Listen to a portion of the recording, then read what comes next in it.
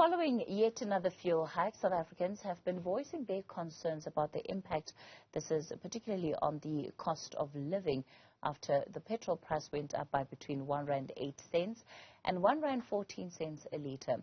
Diesel, on the other hand, has increased by R1.93 and R1.96. The latest hike leads into questions about how exactly South Africa's fuel price is set. Well, African Energy Leadership Centre at Wits Business School, Professor Crompton joins us on the story. Prof, good evening to you. Thanks for your time. It seems to be one of those conversations that we have, especially after such a significant fuel increase, because South Africans really then begin to question why it is that they're paying so much. So just for the benefit of myself and our viewers, what exactly is going into this cost? Oh, good evening. Well, first of all, let's bear in mind that the petrol price doesn't have to be regulated.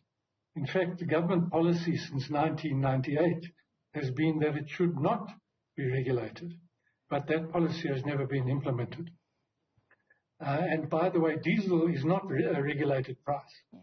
So if I turn to your question, how is it regulated? I think it's easiest if you think of it like a sandwich with many slices, some fat slices and some thin slices and some in between. So there are 12 slices and they can be divided into 3 groups. The first group is the cost of importing petrol.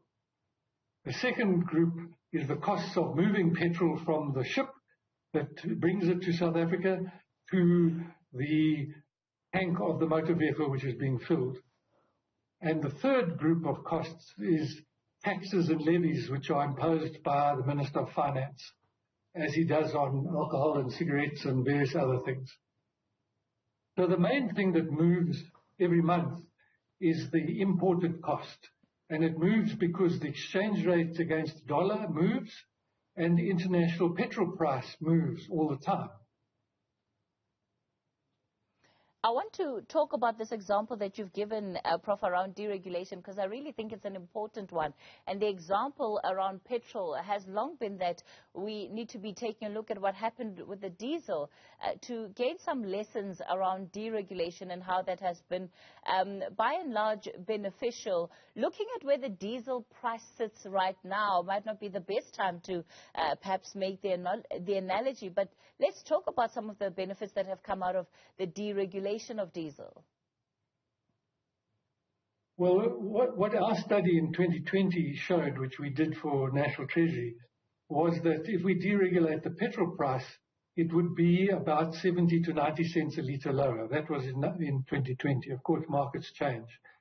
And remember, markets change for petrol and diesel differently. So diesel prices are higher today because there's a global diesel shortage. And that has to do with changes that were made to ships' emissions. So shipping required cleaner fuels, and that attracted diesel instead of bunker fuel, and that's pushed up the price of diesel, simply put. So, yes, diesel is more expensive than petrol today, but for South Africa, the question that needs to be answered is, why is diesel not regulated and why is petrol regulated? What is the market failure that causes petrol to be regulated, but doesn't apply to diesel, which is not regulated? Why is there this difference? Because the only reason to regulate petrol is if there's a market failure. And there's no answer to that question. We don't know why government is regulating petrol and not diesel, because the diesel market has been operating since 1900 without regulation as far as, so why regulate petrol? Nobody really knows. Prof, when we look at the industry as a whole, as consumers, of course, we can often have the perception that when fuel prices increase, that means that retailers are the ones that are laughing all the way to the bank. But that's not necessarily the case, is it? Well, the problem South Africa's had since many, many years is that we have an overpopulation of service stations. And so they are subsidized by the way the government regulates them. And the more you subsidize them, the more they are. And the more they are, the less profitable they are. And the more they want increased subsidies. So, you know, the returns to the retailers have far outstripped other investments.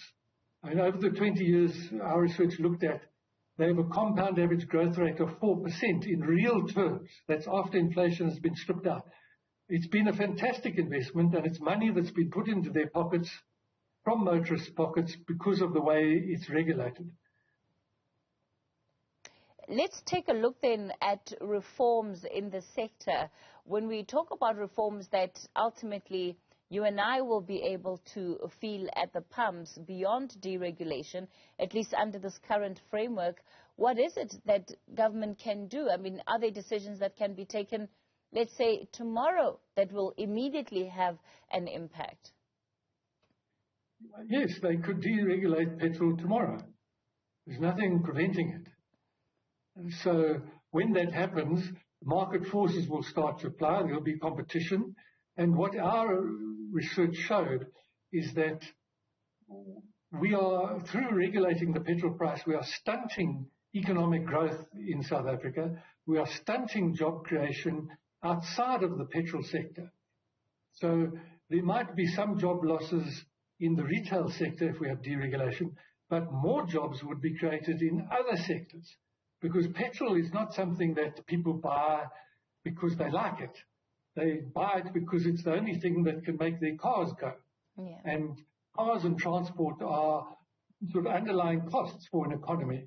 So if you can reduce those underlying costs, you reduce the cost of doing business, you increase economic growth and GDP and employment. Prof, just my last question to you then is, how long do you anticipate that we're going to be in this position for? When we look sort of retrospectively over 2023, we're paying significantly higher prices for both petrol and diesel today than we did in January. The question is, are we going to see those prices come back down anytime soon? Well, you know, it depends on the exchange rate, and the rand has weakened because South Africa is not a very attractive destination for investment these days. So if we improve the governance, if we stop the crime and corruption and all the other factors that are negative to investment, the exchange rate could strengthen. The other thing that we have no control over is the global price of petrol. As a small country without our own production, we are price takers. So what's happening is refineries are closing because, remember, these are the old fuels. Most of the world is switching to electric vehicles and other fuels. So we are sort of being left behind. And as more and more refineries close, potentially there'll be a glut of petrol for some time until more close.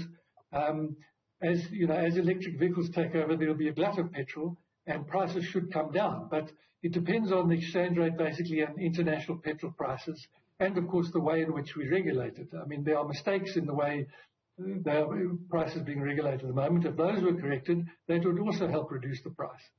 All right, we'll leave it there for tonight. African Energy Leadership Center at Wits Business School, Professor Rob Crompton.